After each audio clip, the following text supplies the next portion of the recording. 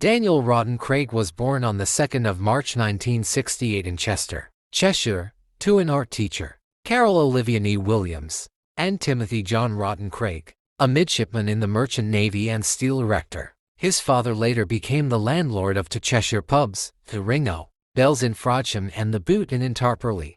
Craig has an older sister named Lee, born 1965, and a younger half-brother named Harry, 1991. He is of part Welsh and distant French descent, counting the French Huguenot minister Daniel Chimer and Sir William Burnaby, 1st Baronet, among his ancestors. His middle name, Rawdon, comes from his great-great-grandmother, Grace Matilda Rawdon. When Craig's parents divorced in 1972, he and his sister moved to the Wirral Peninsula with their mother, where he attended primary school in Hoylake as well as school in Frodsham. He attended Hilber High School in West Kirby. Upon leaving there at the age of 16, he attended Calday Grange Grammar School as a sixth form student. He played rugby union for Hoylake RFC. Craig began acting in school plays at the age of 6, making his debut in the Frodsham Primary School production of Oliver. He became interested in serious acting by attending Liverpool's Everyman Theatre with his mother. At the age of 14 in 1982, he played roles in Romeo and Juliet and Cinderella at Hilber High School. In 1984, he was accepted into the National Youth Theatre and moved to London, where he worked part-time in restaurants to finance his education. His parents watched his stage debut as Agamemnon in Troilus and Cressida. He performed with the National Youth Theatre on tour to Valencia and Moscow. Under the leadership of director Edward Wilson, he entered the Guildhall School of Music and Drama in 1988 and graduated in 1991 after a 3-year course under the tutelage of Colin McCormick, an actor from the Royal Shakespeare Company. Craig appeared in his first screen role in 1992, playing an Afrikaner in The Power of One, having played minor roles in the miniseries Anglo-Saxon Attitudes and the shows Covington Cross and Bowen. He appeared in November 1993 as Joe in the Royal National Theatre's production of Tony Kushner's Angels in America, 11, 12, 13, 14. Also in 1993, Craig was featured in 2 episodes of the American television shows Zorro and George Lucas's The Young Indiana Jones Chronicles, and British shows Heartbeat, in which he played Peter Begg, Between the Lines, Drop the Dead Donkey and Sharp Seagull. In 1994, Craig appeared in The Rover, a film stage production, and Les Grands Horizontales, a stage production at the National Theatre Studio, where he first met Rachel Weisz, who would become his second wife. Craig was featured in the poorly received Disney film A Kid and King Arthur's Court 1995. In 1996, Craig starred in the BBC drama serial Our Friends in the North as the troubled Geordie Peacock, appearing alongside Christopher Eccleston, Gina McKee and Mark Strong. Craig's part in the series is considered his breakthrough role. In the same year, Craig guest starred in an episode of the HBO horror anthology series Tales from the Crypt and was featured in the BBC television film Saint-X. Craig gave a lead performance in the Franco-German drama Obsession in 1997, about a love triangle between Craig's character and a couple.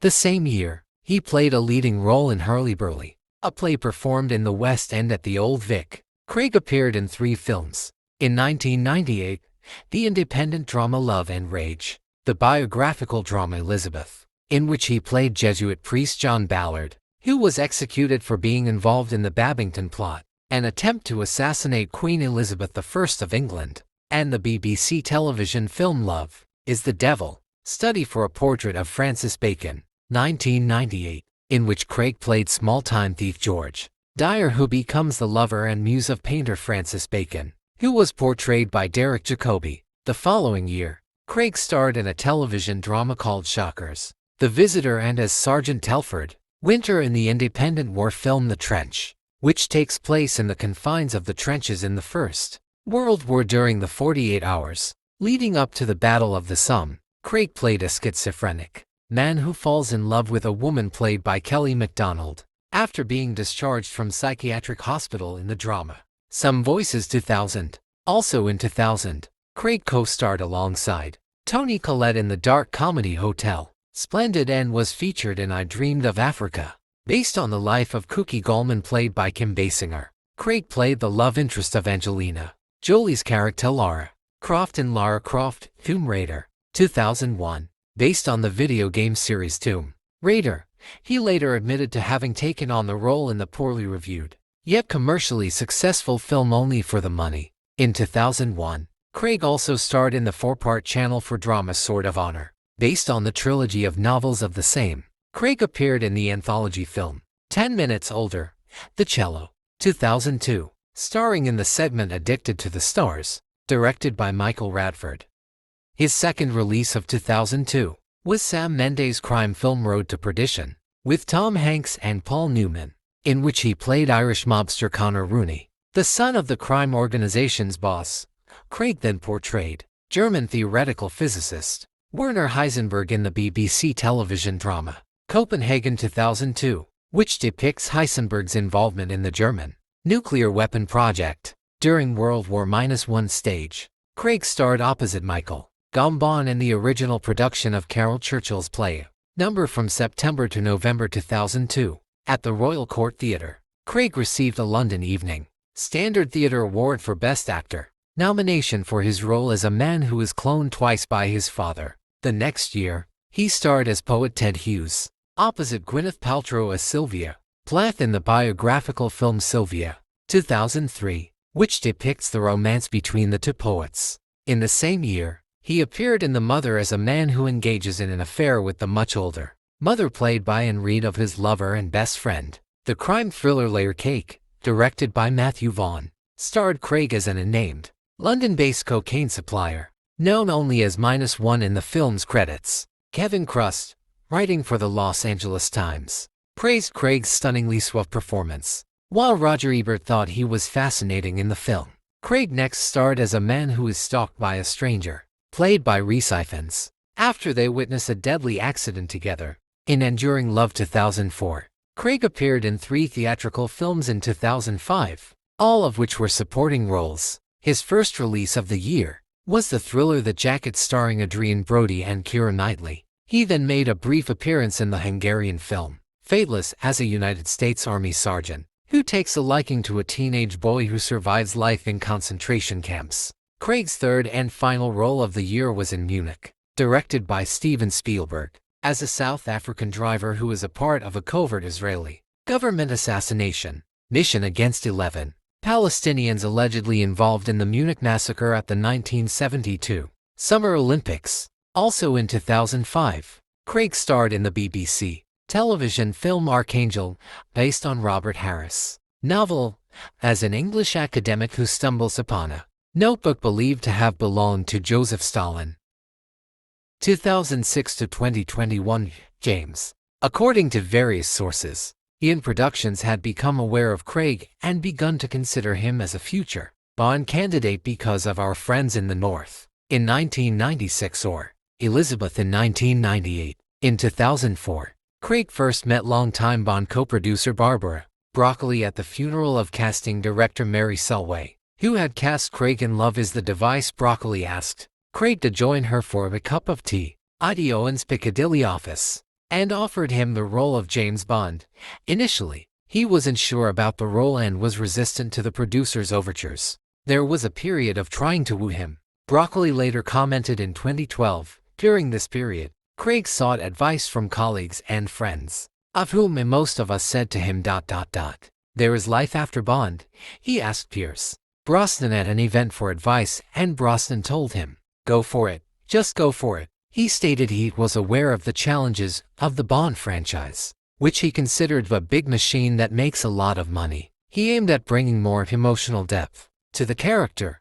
Born in 1968, Craig is the first actor to portray James Bond to have been born after the Bond series started and after the death of Ian Fleming, the novel's writer. Craig's casting as Bond caused some controversy due to his physical appearance. Some fans considered the blonde-haired, 5 foot 10 inch tall 1.78 meters Craig to not fit the image of the taller, dark-haired Bond portrayed by the previous actors. Throughout the entire production period, internet campaigns expressed their dissatisfaction and threatened to boycott the film in protest. Although the choice of Craig was controversial, Numerous actors publicly voiced their support, most notably four of the five actors who had previously portrayed Bond: Sean Connery, Roger Moore, Pierce Brosnan and Timothy Dalton called his casting a good decision. Connery notably shared his thoughts on Craig's casting as Bond in 2008, describing him as a fantastic, marvelous in the part. The other actor to have previously played Bond, George Lazenby, has since voiced his approval of Craig. As well, Clive Owen, who had been linked to the role, also spoke in defense of Craig. The first film, Casino Royale, premiered on the 14th of November 2006 and grossed US $594 million to $139,066 worldwide, which made it the highest-grossing Bond film until the release of Skyfall. After the film was released, Craig's performance garnered critical acclaim. Craig lent his voice and likeness as James Bond for both the Wii game GoldenEye 007, an enhanced remake of the 1997 game for the Nintendo 64, and James Bond 007: Bloodstone. In addition to Casino Royale, Craig also appeared into more films in 2006, the drama infamous as mass murderer Perry Edward Smith, and as the voice of the lead character in the English language version of the French animated film Renaissance. In 2006, Craig was invited to join the Academy of Motion Picture Arts and Sciences. Craig starred opposite Nicole Kidman in the science fiction horror film The Invasion. In 2007, the fourth film adaptation of the novel The Body Snatchers by Jack Finney, which was met with a negative reception, he portrayed Lord Asriel in The Golden Compass, the 2007 film adaptation of Philip Pullman's novel. In March 2007, Craig made a cameo appearance as himself in a sketch with Catherine Tate, who appeared in the guise of her character Lane Figgis from The Catherine Tate Show.